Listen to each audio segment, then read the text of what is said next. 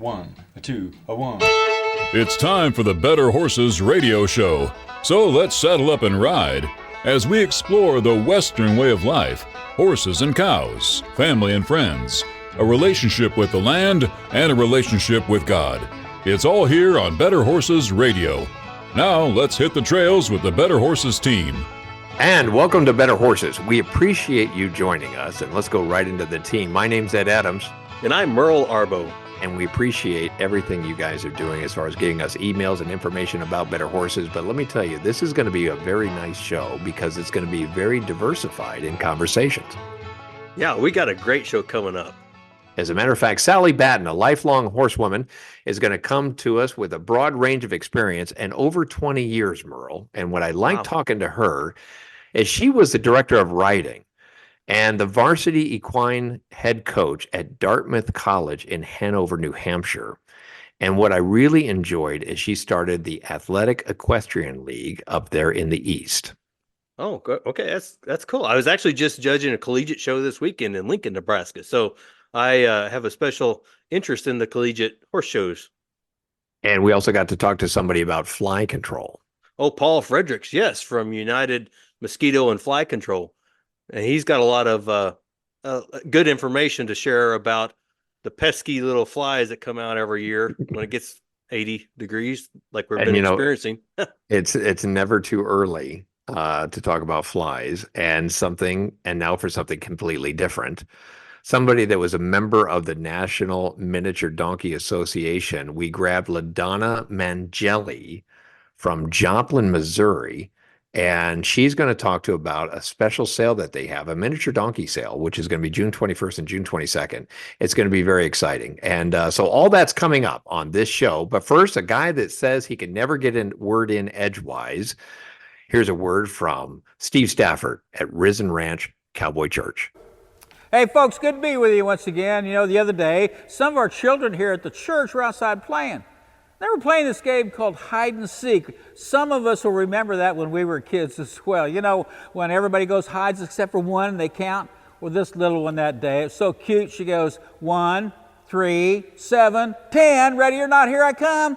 Well, it kind of reminded me when I was a kid playing that same game. And it reminded me of a scripture in the Gospel of Luke. It says, "For the Son of Man has come to seek and to save the lost." So when we say 1, 3, 5, and 10, and we go try to seek everybody, well, the Bible says Jesus came to seek us. We didn't come to him, he came to us. So the next time you feel lost, just cry out to Jesus because he came to find you and he knows exactly where you're at. Hey, this is Steve Stafford, and I'm the pastor at Risen Ranch Cowboy Church. Always appreciate those inspirations. And, you know, when we saddle up, I always say a little prayer, hoping to God we don't get hurt. And Steve's always helpful in that. So, we're on top of the reason we're riding them and they're not riding us is not because of strength. It's because we're smarter than hopefully. So, but yeah, anything can happen every time you get on a horse. You know, Merle, one of the things that you do a lot of judging. You did judging this weekend. We ride a lot of horses, getting everything legged up for all these shows that are coming in. So one of the things that I really appreciate is this man coming up right now, Phil Haugen, Be Your Best Horsemanship. Sure. He's going to give us a little understanding of how the horse's thought process works. Hey everybody, I'm Phil Haugen. Thanks for having me on this week. This week's training tip, we're going to talk about how a horse's brain works and the thought processes that they have. Number one, horses only have two thought processes. They're either using the thinking side of their brain or the reacting side of their brain.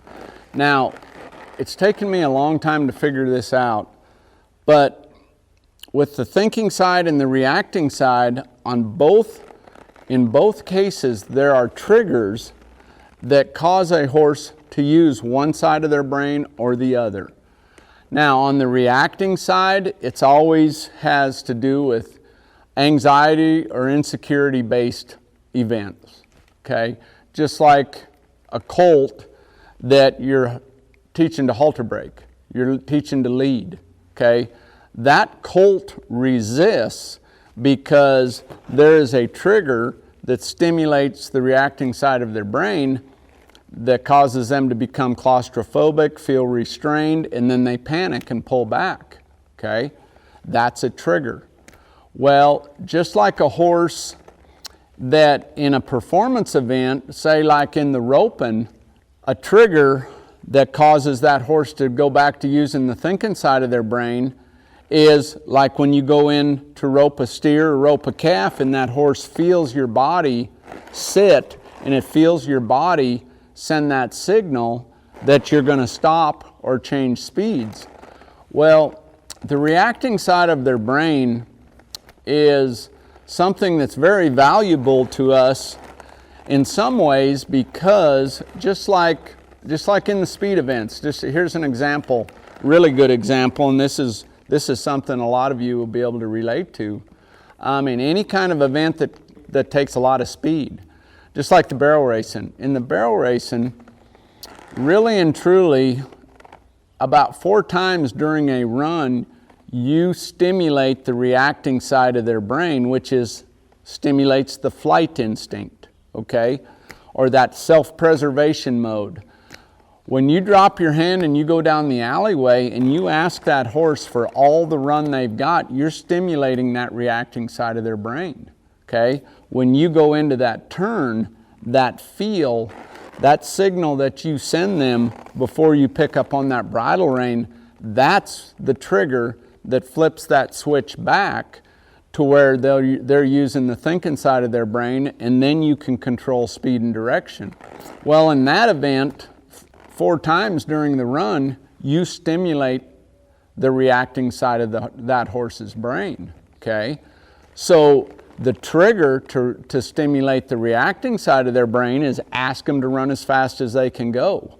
Well, when you stimulate that reacting side of their brain, it's no different than if a bear or mountain lion was chasing them, okay?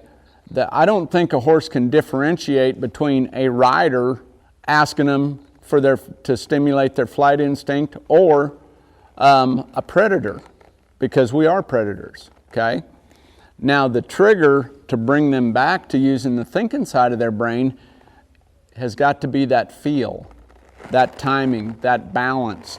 Whatever, just like going into a turn or a stop, just like going into a stop, when I ride casino up here, if I'm running as hard as I can run, and then I sit, push down on my heels, drop my hands, that's the signal before the signal, and that's what helps him figure out, okay, I need to get ready. Okay, that's the signal that helps him flip that switch back to the thinking side of his brain. I've always said this about the thinking side of their brain and the reacting side. On the reacting side, I think they're somewhat controllable, but I don't think you're training them when they're using the reacting side of their brain. I don't know that a horse is trainable when they're using the reacting side of their brain. Somewhat controllable, but not trainable. When they're using the thinking side of their brain, that's when we can progress them in the training. So going forward, when you're working your horse in whatever event, whatever discipline, whatever you do with your horse, understand that every time you're getting those responses that you want, there's usually a trigger that helps you. Whenever you're getting those responses you don't want, there's also a trigger that is causing that. So start to be aware of your triggers. Start to be aware of what's causing your horse to use one side of their brain or the other, okay? I think once you start to realize that, your horsemanship will go, and the understanding of your horse will progress significantly. So that's my training tip for today. I want to thank Better Horses TV for having us on. We love being a part of your show. I want to thank the Cowboy Channel for having us on. Thank them for everything they're doing for the Western industry. Be sure to tune in on Tuesday mornings to our podcast, Be Your Best Horsemanship. We have it on every Tuesday. We've done 90-some episodes in a row. Follow us on our site, philhaugenhorsemanship.com.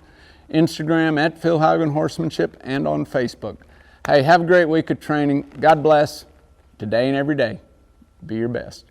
Phil's always good. Enjoy riding with him in Weatherford, Oklahoma. Phil is just fantastic to be with. Listen, we're going to have more Better Horses coming your way. I'm Ed Adams. And I'm Merle Arbo. And we'll be right back right after a word from our sponsors.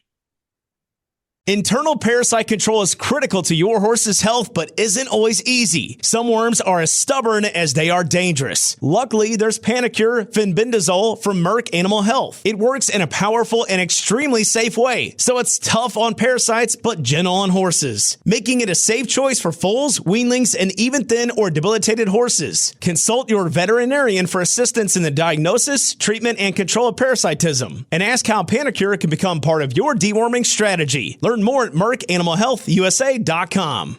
We're here for the hardworking, the resilient. We're for the people who measure their days by what needs to get done, not by hours. Where kids learn responsibility at a young age and generations work side by side. Where work doesn't pause for holidays or bad weather. It just gets harder. Where value and hard work means more than the clothes you wear. We're Kleinschmidt's Western Store, Higginsville, Missouri. Routine dental examination and treatments are essential for high-quality horse care. To prevent potential problems, a horse's mouth should be examined at least once a year. I'm Dr. Chris Blevins, Equine Field Service Veterinarian at Kansas State University Veterinary Health Center. We can examine the mouth and provide a treatment plan to meet the needs of each client and their horse. Visit us at ksvhc.org. The Veterinary Health Center, to discover, to teach, to heal. It's time to mark your calendar for one of the top horse events of the season, the 27th Annual Equifest of Kansas. This all-breed horse fair is coming to Salina, Kansas, beginning Thursday, March 14th through Sunday, March 17th. World-renowned clinicians including Guy McLean, the Jerry Diaz family, Julie Goodnight, Patrick Sullivan, and Sally Batton. Catch a special Thursday night show, plus the most popular competitions with ranch rodeo, barrel race, and breakaway roping. Wall-to-wall shopping for all things horse. For more information, go to equifestofks.com.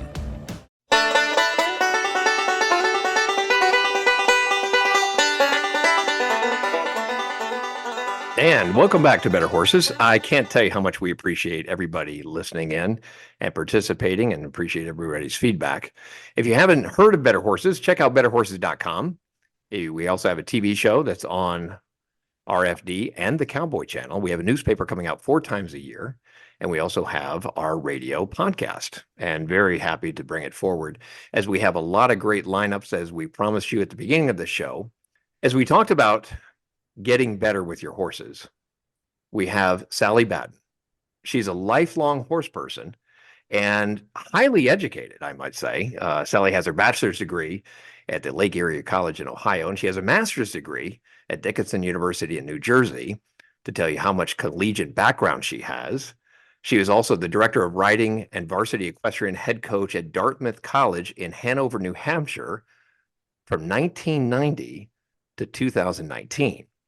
So Sally brings a broad range of experience to athletic equestrians, and this is why I got really interested into this. Is she started the Athletic Equestrian in 2010. Now, it's an organization that includes the Athletic Equestrian League. Sally obviously has equestrian clinics that we love to look at, and athletic equestrian riding in college podcasts that she has that we're going to tell you how to listen to. And she also has the Athletic Equestrian book that was published by Horse and Rider Books in 2022. So needless to say, I'm excited about having her on our podcast. So let me welcome aboard to Better Horses, Sally Batton. Sally, thank you for joining us. Thank you for so much for having me. And sorry you had to repeat Athletic Equestrian 20 times there, but you know what? It's my brand, so it goes on everything. You know, branding is always really good. And I tell you, and this is kind of important to our listeners nationwide. And we're talking about your broad experience that you have. I mean, obviously, you saw a need for young riders and adults to have the opportunity to compete in a format in which their clear and objective feedback is available. Help me out with that objective. Right. So I coached in the Intercollegiate Horse Show Association for 36 years, if you count both of my jobs. And they, the riders in that organization, both Western and English, are judged in hunter seat equitation and, horsemanship and reining. So I did the English coaching. So in hunter seat equitation, it's all judged subjectively. There's a lot of judges feelings sort of and desire, what they like to see that goes into it. And it just didn't make a lot of sense to me. So I came up with a whole athletic equestrian league where they are scored, they get judges' comments, and they're riding against a set of standards, not against just a random section that's thrown together in a class. Yeah, and we see that a lot of people going into rail classes, judges all standing there. You see your first, second, and third place winners. You really don't know what you did right, what you did wrong. Conversely, into a dressage type environment where you're scored, it feels like that's where you're leaning towards. Yes, it is more similar than that, except in the flat section, they're scored 40% flat, 40% fences or ground poles, and 20% unmounted practicum, which is so important, right? We're losing that horsemanship piece. So unlike a dressage test where they go in individually, they still, for their flat portion, go into a class of 6 or 7 riders. And go into detail on unmounted practicum. Basically, I just listened to everybody for all my years of being a horsewoman, and I listened to the coaches who said, we're losing the horsemanship. Kids just want to show up and not even groom the horse. They just want to show up and ride.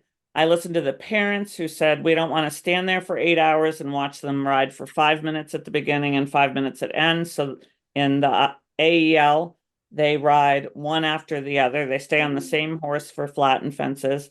I listened to coaches and parents and kids who didn't understand why the judges judged the way they did. So they're taking home the actual score sheet with the judges' comments. So basically, I just listened to everybody all those years and put it together from that. Now, just so if a listener just joined us, we're talking to Sally Batton, and AEL, the acronym, Athletic Equestrian League. We're Correct. talking about scoring. We're talking about riding Right. from someone who's done this for a very long time. Is this something you developed while you were the head coach over there at Dartmouth? Yes. Yep. So it started in 2010. So I was there at Dartmouth, and we started small. Our first year, we held a nationals with 22 riders, and at nationals last year, we had almost 200 riders. So it's grown through the years. I'd like to see it's set up and ready to grow more. Right now, it's in New England, New York, and Virginia. I'd love it if it spread all over the country, but it's something that doesn't already exist. So people kind of need to see it or hear about it from somebody else or on something like this. Right. So if we are in the Midwest, obviously English and Western, and you have a rider that has the discipline of reining and eventing and dressage, categorize the AEL for us. Well, it's balance seat, right? It's balance seat. So whether we're talking about English riding or Western is based more on the ranch riding patterns. So right now we don't have any Western teams. I would love to see it grow in the Western teams. And basically if you have an interest and you're in Kansas City or Salina or wherever you are, you just need to find one other barn to start competing against, and then it'll just grow organically from there.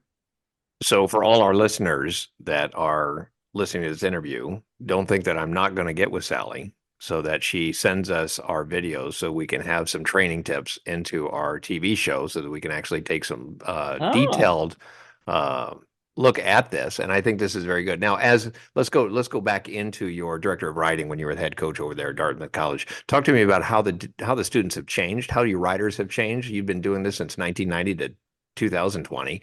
You've seen a lot of years go by. Right. What's changed in the horsemanship?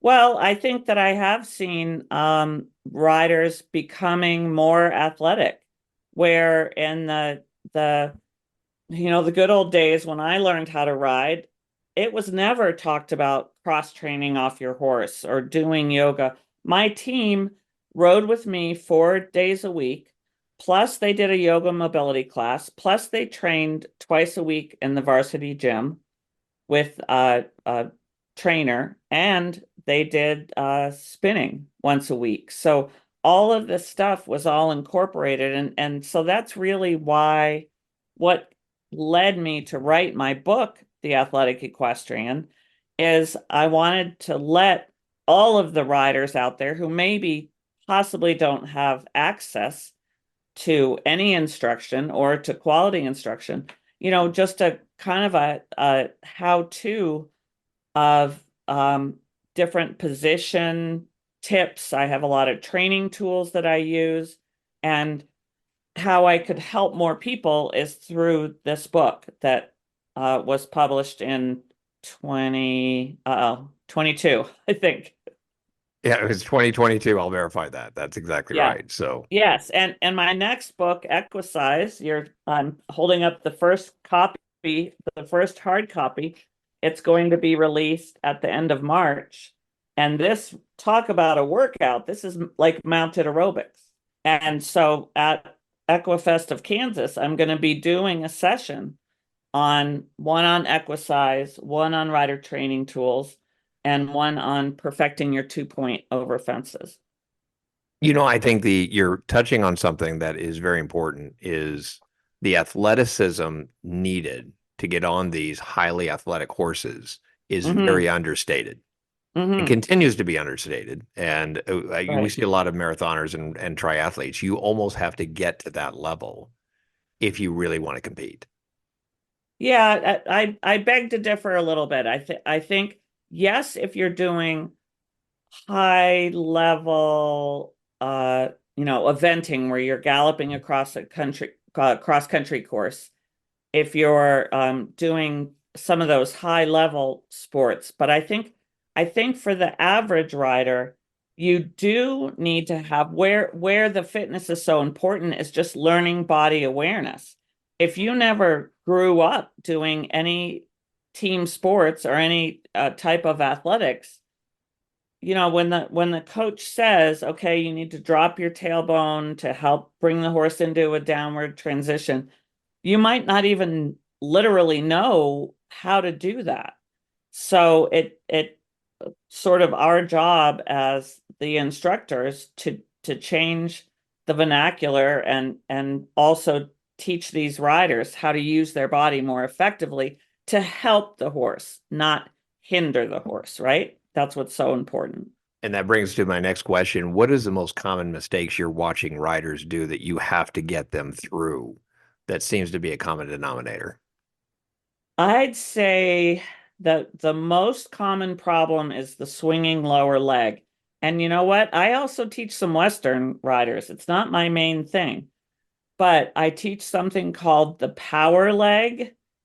And it's difficult to explain in a clinic unless I'm like actually moving your leg. Right. Really difficult to explain over the radio. Right. But the exciting thing is, I talk about the power leg in my first book, The Athletic Equestrian, but in my new book called Equisize, I not only have words and photos, but I have QR codes throughout the book that riders can put their phone up to the book and put it on the QR code, and it'll take them to a video of the exercise. Oh, that's perfect.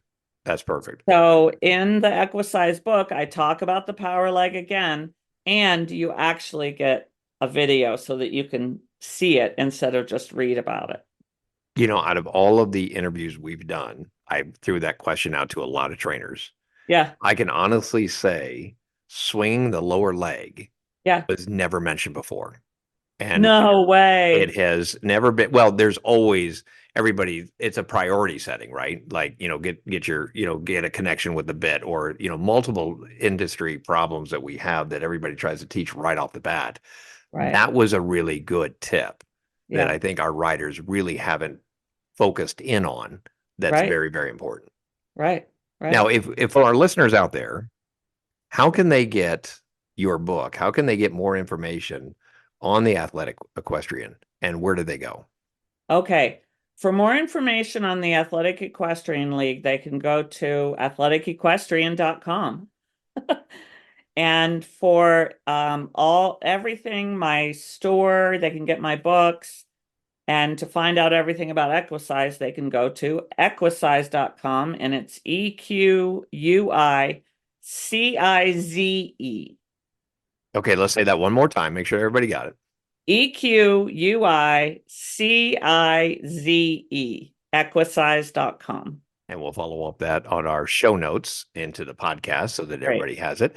If you just joined us, we're talking to Sally Batton, and she's with the Athletic Equestrian, lifelong candidate and also trainer there at Dartmouth. And she's done a remarkably good job from that varsity equestrian head coach position. And now she's on her own. She's traveling. And more importantly, if you're in the Midwest, you're going to have a chance to see her. She's coming to Salina, Kansas from March 14th all the way to March 17th. She's currently in New Hampshire, just to give you geographics here. And so that's going to be at the Equifest, at the Livestock Expo. There's going to be over 15,000 attendees. It's a big Midwestern event where there's going to be competitions, clinics, and also a lot of great exhibits. Sally's going to be there. You're going to have a chance to get one-on-one with her, and you're actually going to see her in the clinics. And Sally, I can't tell you how much we enjoyed you on this show. Thank you for coming on board. We're going to listen to your podcast. I'm going to throw you a couple of good candidates that want to talk to you during Equifest, so get ready for that. Great. And I quickly want to mention that my podcast is Athletic Equestrian Riding in College Podcast. So I talk to collegiate coaches, riders, and organizations about riding in college, but I've also started talking about equestrian careers, and that's on Spotify and Apple Podcasts. Okay. All right, everyone. We're talking to Sally Batton. We appreciate Sally joining us on this show. I want everybody to stay with us. We've got more talks about better horses coming your way right after these messages.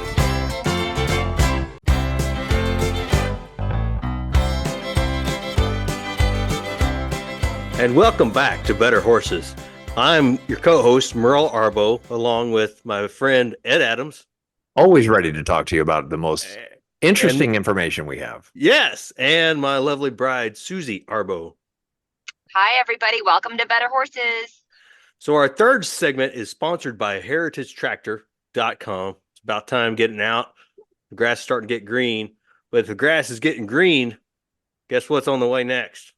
You know, I got to tell you, Merle, you and I have barns, and why I like winter so much is because we can get our horses out, we can tie them up to the hitching post, and they're not shaking their heads and they're not stomping their feet. And this is my favorite time of year. Everybody doesn't understand why I like winter so much. But I love summer, but what do we naturally just forget every time it's the heat of the summer? Insects, man. Insects are the worst, especially if you got a horse barn. And our next guest, Paul Fredericks from United Mosquito and Fly Control, is going to help us deal with those pesky insects. And welcome to our show, Paul. Hi, great to be with you guys. Okay, Paul, you're the expert. So nationwide, we're all looking to you to give us some real good tips on how we can control this. Now, the good news about this, we're way ahead of the game here. So flies are not even anywhere near us. What do we need to be knowledgeable of now, or what can we do now to get ready for this spring and summer? Okay, yeah, you bet, Ed. Probably, is just begin to think about a plan for fly control going into the season. And obviously they're coming back and coming pretty soon. But, the first thing you always want to think about basically are the environmental conditions. So your manure management plan, moisture, keeping the stable dry, and just general conditions around the barn. So when I talk about manure management, we kind of talk about that as, just basically good housekeeping. Everybody knows this, important year round, but particularly when we get into fly season, that's just the number one thing you can do, to make sure the fly populations stay, relatively manageable in your barn. So basically it's good common sense stuff, but the idea is obviously we need to clean that barn once a day, more if possible. And then if we can get that manure as far from the barn as possible and spread it as much as possible. Now I realize there's all sorts of different situations, but that's basically the first and most important thing you can do for fly control in a barn. Probably after that, it's just kind of assessing your barn. Flies love wet spots. So as you come into spring, kind of as you're doing spring cleaning, it's a good time to kind of step back and do an assessment of your barn. Are there a leaky hydrant? Are there little drainage issues? Are there spots where water can get or collect? Because flies love those things and they're going to find them. So it's kind of just overall good maintenance on your barn, but it's going to help you out a lot on the fly. Just keeping those. The key with fly control always is keeping population down. Fly populations are going to be going up and down, as you all know, being around horses year after year. But the lower we can keep that population, the lower that thing is going to surge when it goes up. So those are probably the two most important things you want to think about as you go into the season. Sure. Well, and great points. And you offer a service for people to be able to spray flies in the barn. Is that right? Yeah. So our company, we specialize in automated fly control systems. So what we do is we'll come into a barn, assess the situation, assess the barn, and then design a automated fly control system. So what that is, it's an automated misting system. Basically, we install little nozzles above each stall and various other areas of the barn where you want fly control. And, every barn's a little bit different, so they all have to be a little bit custom designed, but we can make them work for any barn. So these are great systems. They're not the right answer for everybody, of course. There's lots of different fly control solutions, but they're kind of the gold standard in fly control. If you want a barn that's really essentially, free of flies, a fly system is the way. Sure. So it's like shooting fly spray on your horse, however many increments you want, once an hour, maybe every 4 hours, every 6 hours. Every barn has a little different plan, don't they? Yeah, absolutely. You're exactly right. It's a metered system. Everything is kind of designed and calibrated to basically get that back to this population thing. Get that population as under control as we can get it. So, but yeah, every barn runs it a little bit different. We've got kind of our standard settings that work really good, but yeah, they're fantastic systems. So. Now, if you look at the average fly, little keynote here, they lay between 200 to 400 eggs at one time. So controlling that population so quickly when there's, to your point, a lot of moisture going on there. I do happen to have a fly system, a really good fly system, makes all the difference in the world. What are the health benefits of having a fly system in your barn? Well, number one, flies are vectors or carriers of disease. So they just, like a lot of mosquitoes, other types of insects, they're going to carry these things around. So I obviously don't, they're going to be there to a certain extent, but the lower you can keep that population, the better. So there's a health benefit to the horse and also to the people in the barn too. So any way we can reduce that population is going to help you out in that regard. So you look at the parasites, and we look at the good point, keeping your stalls clean and dry and removing manure as much as you can. And obviously all the wet bedding is very key. There is certain areas in the barns that you have that seem to be attacked more than others. Is that what you concentrate when you put a barn schema together? Yeah, we're generally going to focus on the stalls just because, that's where most of the manure is and any other high manure area. And then the third area would be the wash space, just because there's going to be moisture there as well. So, and if there's any other area that kind of has, maybe an outdoor run that might have a little bit higher manure population or higher manure level, we're going to focus on that as well. So, so you just kind of look at every barn and they're all designed a little bit different, but there's always a solution. Paul, can you give us your feedback on fly parasites and if they do work? I hear about it all the time, putting them into your manure pile, see if they do it. Your thoughts? Oh yeah, parasitic wasps or fly predators is another name that they're called. So they are a good solution as well. So I always say this about fly control: there are literally hundreds of solutions. And they all work on some level. They're going to control, maybe not all of them, but most of them are going to do some level of fly control. So I did want to talk about that as well today. Parasitic wasps are one of the, they've been around quite a while, I guess, but they seem, basically my feedback from our clientele is kind of mixed results. We've had people that are very happy with them and people that don't think benefit, but I do know they're controlling some flies. They're a great way to get control out in the pasture in many regards. If and sometimes people do a fly system in the barn and they'll do fly parasites out in the pasture. So we kind of look at it. You want to have an arsenal. You want to have a lot of different weapons. So fly parasites are one way. Let me throw out a few others as well. Of course, everybody knows about fly masks. You want to take a look at those as well. Have those ready. Just your premise sprays, your hand spray bottles. Of course, you want to have those around. You've got to kind of put these things all together and have a variety of solutions. So, but fly system, parasitic wasps, premise sprays, fly masks, these are all tools in the arsenal. And sometimes you have to use all of them or some mix of them or different ones at different times of the season, depending on population, to get control. And one other product, we don't particularly sell, of course, but pass-through products have kind of come onto the market over the last. They've been around quite a while as well. But again, I've heard varying degrees of success, but a lot of people use them and seem to find good results with them. So I've always wanted to ask this question: the fly traps out in the pastures. So some of us saying you're never going to get all the flies out of there, Right. if you're on 50 acres. But I see a lot of people trying it. Does it make a difference? It's going to catch a few flies, for sure. If you look at the trap, there's going to be a lot of flies in it. They're not going to hurt anything, but we just don't feel like they make a big dent in the population. So certainly doesn't hurt. But when you look at the total, population of flies out there versus what you're going to catch in the trap, it's usually not a very big number. Hey, Paul, if somebody wanted to get a full solution on fly systems in their barn, how do they get a hold of you?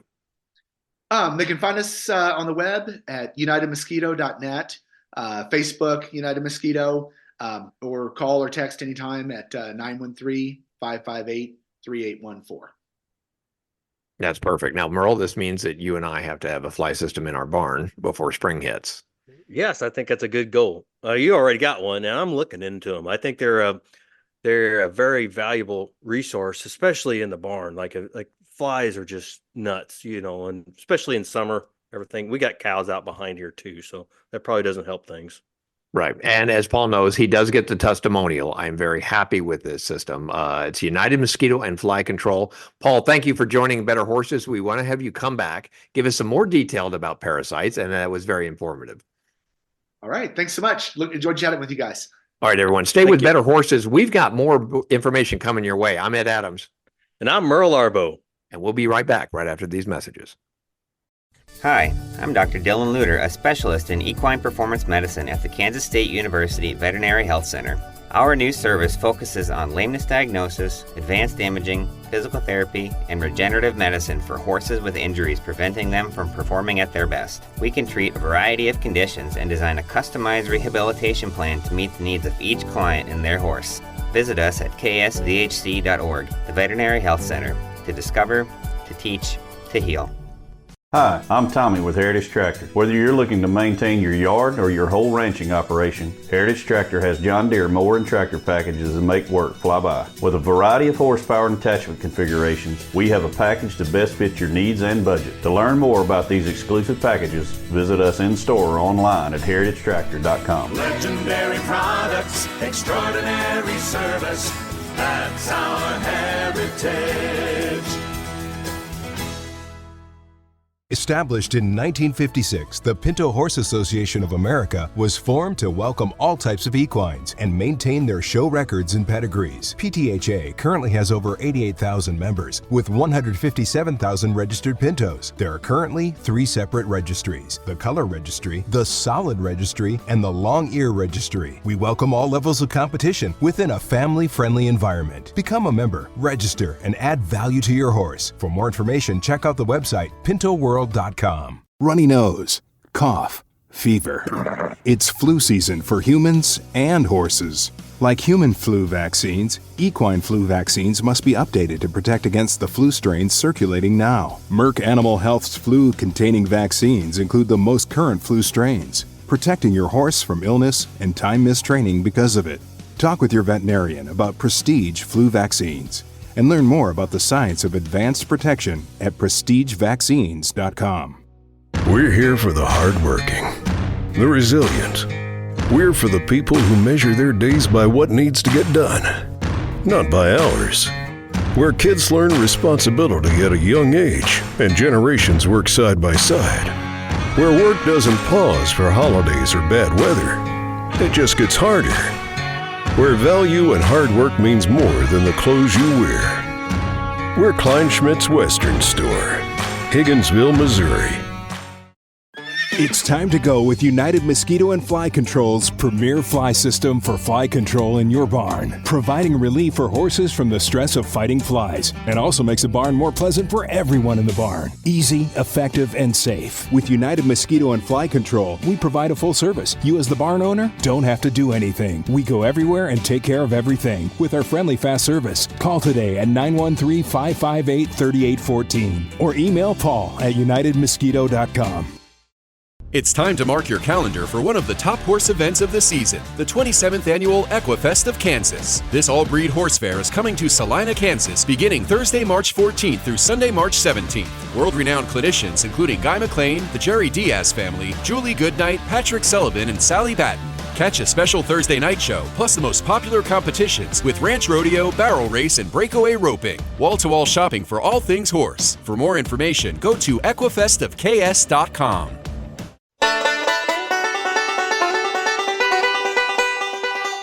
And welcome back to Better Horses. You know, Merle, one of the things that I love about this show, as I mentioned at the beginning of the show, is the diversity of equine information that we're getting. This is no different coming into our fourth segment, which is brought to you by an event that's coming up called Equifest of Kansas, which is going to be in March 14th through the 17th. And this is at the Livestock Expo in Salina, Kansas. And over 15,000 attendees are going to come. And this is something that you need to watch for as far as education and exhibits and workshops and clinicians. It'll be just a lot of fun. Equifest of Kansas coming March 14th to March 17th. That'll be fun. It will be fun. Now, I get kind of excited about this segment because I think this is going to be kind of fun. The topic is miniature donkeys. Now, this is something that Susie even wanted, my wife even wanted, but we're bringing on somebody that's really, really special here. She specializes in it. Her name is Ladonna Mangile. I'm going to say she's Italian, but Ladonna, welcome to the show. Thank you. So I'm happy to be here and to share my information with you. So let's get right into it. And we're talking about miniature donkeys. How was this founded? How did miniature donkeys get into the United States? Well, in 1929, they were imported by a businessman in New York, Mr. Green. They came from the Mediterranean islands near Sicily and Sardinia. This is the only place in the world that these miniature donkeys were at that time. And he brought them in, and after it was 5, only 3 ended up living. And from these 3 donkeys, all of the miniature donkeys go back to these donkeys that Mr. Green brought to the United States. So it's very exciting that he brought them. And one of the families that bought some from him was the Bush family in St. Louis. And so there's a lot of good well-bred miniature donkeys if you're interested in pedigrees and those kind of things in Missouri. Now, before we get into the miniature donkey sale, I'm going to throw this to our co-host, Susie Arbo, who loves miniature donkeys. But this is something that everyone likes to get into. And you mentioned that you wish you would have had this when you were a kid. Yes. I found that miniature donkeys are the safest equine to start children out with. They rarely ever kick, even the ones that are semi-wild, rarely kick at you, where ponies and horses will. And I started my kids out on Shetlands, and they're notorious for being difficult at times. And I just wish that I'd started them with a miniature donkey, but I was not aware of what a good pet they are. They are the closest equine to a dog. They love people. They want to be around you. If you own one and you're out in your yard or something, they're usually hanging around with you, maybe put their neck over your shoulder. They just want to be with you. I can tell you a story that happens quite often. I have people come to buy a miniature donkey, and usually it's the woman who wants it, and the man stands there and, he listens and everything. And then when you tell them how much the little miniature donkey is, sometimes they're like, you can tell they're like, oh my gosh, and then they buy the miniature donkey, and I get a call a month later. They need another one because the husband took over the woman's miniature donkey. They're such good pets.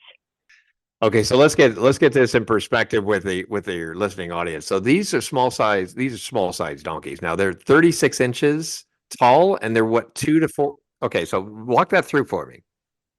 Okay, miniature donkeys. There's a standard of the breed. They're Jeanettes, that's the females, are 30 inches to 36, and males can be 28 to 36. That's considered the standard of the breed. But there are breeders now, and they're very popular, called micro miniature donkeys. They are anything below 30 inches. So they are very popular in Europe. And so a lot of them are sold to people in Europe because they're very popular. And they're called micro miniature donkeys. So if you're looking for a miniature donkey, there's a sale coming up at GoPro Performance Horse Facility in Joplin, Missouri, June 21st and 22nd. Ladonna, can you walk me through that? I know you're going to be there. This is one of your sales. So if somebody's really looking for this is where they go. Yeah, this is a sale that myself and 2 other breeders are putting on. One lady's from Texas, one's from Wisconsin, and we decided to have this sale.